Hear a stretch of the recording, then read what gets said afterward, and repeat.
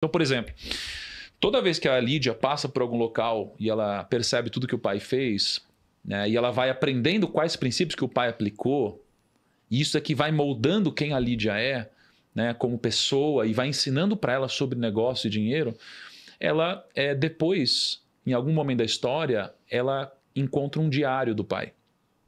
Então, toda vez que a Lídia passa por algum lugar, no livro você tem um capítulo que é o diário do pai sendo escrito, dizendo exatamente tudo o que aconteceu com ele no local que a Lídia estava. E aí, ela começa a aprender muito sobre isso. Então, o pai, por exemplo, ele, quando eles foram para o Egito, o pai ele, estava ali na cela. E quem que estava preso? Porra, é um cara chamado Yosef.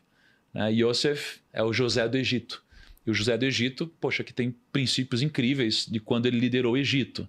Né? E o Egito ensina muito pra gente sobre poder, sobre ciclos, 7 anos de prosperidade, 7 anos de vacas magras, etc. e tal. Então o Egito representa essa pompa, essa região muito poderosa, que acabou fazendo o mundo inteiro se curvar a ele.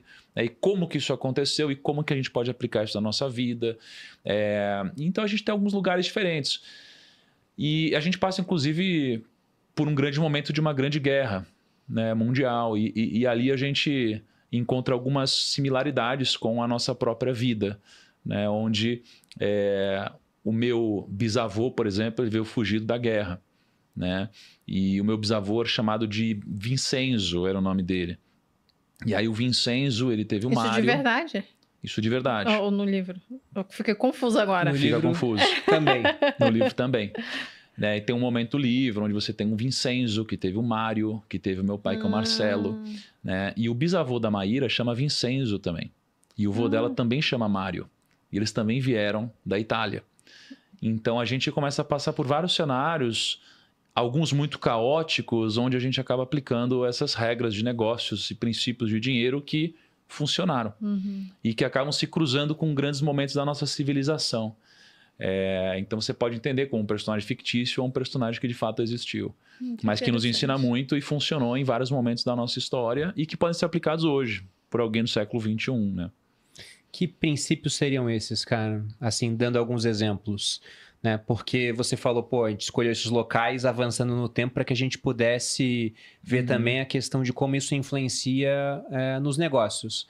Saltando lá da Mesopotâmia para o Egito, por exemplo, esse pequeno casal, né? Esse casal que tinha uma pequena vendinha, os descendentes do Egito estão ricos. E aí quando você está no Japão também, eram antepassados de um amigo do personagem principal que era muito rico, que era de família japonesa. E lá eles já tinham propriedade já. Mas quais são esses princípios que podem fazer com que você aumente o seu patrimônio e mantenha esse patrimônio através do tempo? Não precisa citar todos para não dar spoiler, assim, lógico, né? A gente tem mais de 170 princípios mencionados no livro e aplicados no livro, né? Alguns passam muito despercebidamente, outros são mais aprofundados. Mas quando você pega o primeiro momento da história, onde a Lídia encontra um casal, né, que é a Cira e o Cubaba, são nomes bem interessantes que são sempre icônicos da região, né? A Cira e o Cubaba, e a Cira está grávida, eles têm uma vendinha. E nessa vendinha, eles têm concorrentes. Né? Você tem sempre concorrentes. Né? Todo empreendedor sempre vai ter o seu concorrente, vai ter aquela pessoa que tira o sono e etc. E tinha uma vendinha muito maior do que eles. Muito maior do que eles. E ali no livro, o homem comprou o tempo, ele foi acolhido por esse casal, que foi muito bondoso. Então aqui já começa algo muito poderoso. Eles foram muito bondosos com o homem comprou o tempo. E essa bondade, né, ou seja, você entregar algo bom, uma parte boa de você, te faz também receber pessoas que também querem de alguma forma te ajudar na sua história, na sua vida, né? Quando você faz um bem, isso daqui pode voltar para você ou não. Então, você sempre deve investir nas pessoas, mas não necessariamente você deve esperar algo em troca. E esse casal investiu nesse homem. E acabou recebendo em troca alguma coisa. Na nossa vida, a gente investe em muitas pessoas e muitas nos desapontam. Mas aquelas poucas que nos entregam algo de volta, às vezes mudam a nossa história. Né? Então, eu vou contar o que aconteceu na história e depois falo coisas da minha vida que aconteceram. Então, naquele momento, eles estavam passando por uma grande dificuldade, porque a Cira, na verdade, ela trabalhava como uma funcionária. Ela trabalha como uma funcionária ali. E ela trabalhava, batia o ponto dela e ela não tinha um dinheiro a mais. Ela não conseguia sair daquele momento. Então, o que ela fez? Ela fez uma proposta para o chefe dela na época? Fez uma proposta para fazer o chefe dela ganhar mais dinheiro. Então, ela fez essa proposta por causa de um produto que o chefe dela vendia. Ela pegou esse produto, agregou valor a esse produto. Então, eles vendiam leite, queijo e etc. E aí, ela começou a agregar mais valor a esse produto. Então, ela pegou algo que saía ali de um animal, agregou valor a isso. Então, isso aqui virou queijo que tinha mais valor. Começou a vender, o chefe ganhou mais dinheiro e o chefe premiou ela. Então, ela começou a ganhar mais. Com o tempo, ela se juntou com o marido. E aí, nessa vendinha, eles começaram a empreender. Então, essa junção também de casal é muito poderosa. Porque eu vejo que enriquecer sozinho é muito mais difícil do que enriquecer juntos, né? Vocês enriqueceram juntos. E quando você enriquece junto, o que você tem é o seguinte, a renda de vocês, ela dobra, mas o custo não dobra. Então, a renda, quando vocês se juntam, ela é multiplicada. O custo, ele não é multiplicado. Então, isso aqui é uma coisa muito poderosa também. O casamento, ele pode destruir, mas ele pode enriquecer. E eles se juntaram.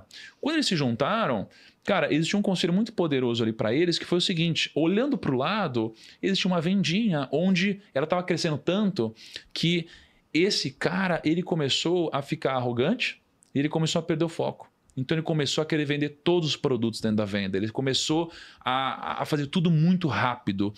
E ele não dividia as coisas com os próprios colaboradores. E nessa pequena venda, eles focaram em uma única coisa e começaram a agregar cada vez mais valor a isso. E eles começaram a crescer.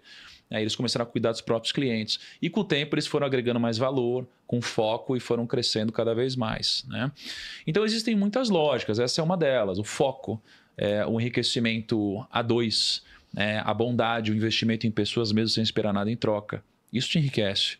Se a gente olhar para o Grupo Primo hoje, o nosso maior negócio hoje seria claramente cuidar do dinheiro dos clientes. Sim. A gente tem aqui a Portfólio Agrão, a gente bateu 2 semanas atrás um grande número, a gente bateu mais de 10 bilhões de reais, que a gente cuida de clientes, e a gente está mirando em chegar a 100 bilhões de reais daqui a 3 para 4 anos.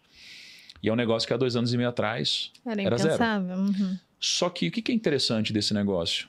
Poxa, há talvez quase 10 anos atrás, eu vendi o meu negócio no passado para um sócio. E esse sócio teve problemas e não conseguiu me pagar. E ele era muito meu amigo, né? E eu acabei aliviando a barra para ele e ajudei ele, porque senão talvez ele quebraria. Ele conseguiu crescer o negócio, depois ele vendeu esse negócio para um outro escritório, ele enriqueceu e vendeu esse escritório por mais de 20 milhões de reais. Ele enriqueceu. Quase 10 anos depois, ele indicou uma pessoa para fazer negócio aqui com a gente, que é o Kleber, da Top Invest. E ele só veio aqui porque foi indicado pelo meu amigo. E ele estava fechando com outra empresa, o Kleber. Ele fechou com a gente. E o Kleber da Top Invest depois nos indicou os fundadores da Portfólio. E aí eles vieram para cá, viraram nosso sócio e hoje é o nosso maior negócio. Isso por quê? Porque eu investi no Henrique ali atrás. Então o investimento em pessoas, ele pode não te gerar nada, mas às vezes pode mudar a sua vida completamente. E o que mudou a vida completamente desse casal foi ter investido em pessoas, investido nesse homem, mesmo sem esperar nada em troca. Então, isso aqui é um grande princípio também, né? Mas tem tantos. Uma vez o Ben Shimol, numa reunião aqui com a gente, daquelas que a gente tinha do board, né? Ele falou uma frase que retrata bem isso que você está falando aí, Thiago. Ele disse que nós somos pessoas, né? Deveriam ser, e nós somos colecionadores de boas relações. Verdade. Porque é isso, né? Se você trata uma pessoa bem, não é que você tem que esperar que alguma coisa vai acontecer depois. Mas muitas vezes acontece. Sim. Muitas vezes acontece. Eu virei sócio do Thiago porque ele me tratou muito bem lá atrás. A gente era concorrente, me chamou pra gravar tudo. Me colocou lá com o pessoal da Rico. Onde eu conheci o Kaique. Conheci o Gui, boa parte do que era o Primo Rico, né? E foi naquela hora que eu pensei, poxa, eu posso confiar no Thiago. Eu já contei essa história algumas vezes, mas acho que no podcast nunca. A gente tinha acabado de chegar em São Paulo, era um teste, porque a gente estava pronto para viver de renda, com um custo de vida de Realengo, que era mais ou menos parecido com o de Boa Vista, exceto passagem aérea, né? Era bem mais caro. E a gente veio para cá e pensou, vamos passar um ano em São Paulo. Bom, se o custo de vida ficar realmente muito alto, depois de um ano a gente vai embora. A gente dá um outro jeito. E eu tinha feito umas contas, eu falei, pô, vou gastar 3 mil de aluguel no máximo. Cara, a gente gastava de aluguel nesse condomínio 5 mil já, entendeu? Eu falei, não, mas vamos ver, porque o mercado financeiro é aqui, eu quero trabalhar com isso, né? A Malu também, ela é blogueira, é melhor estar aqui num grande centro. E aí, com 2 meses de São Paulo, teve aquele evento do Robert Kiyosaki. O Thiago tava lá no evento, já era o Primo Rico, o canal já era o segundo maior do Brasil na época. O Thiago tinha uns 300 mil inscritos, se eu não me engano. E ele tava andando pelo evento uma hora e tinha um pessoal parando ele, mas não era tanta gente.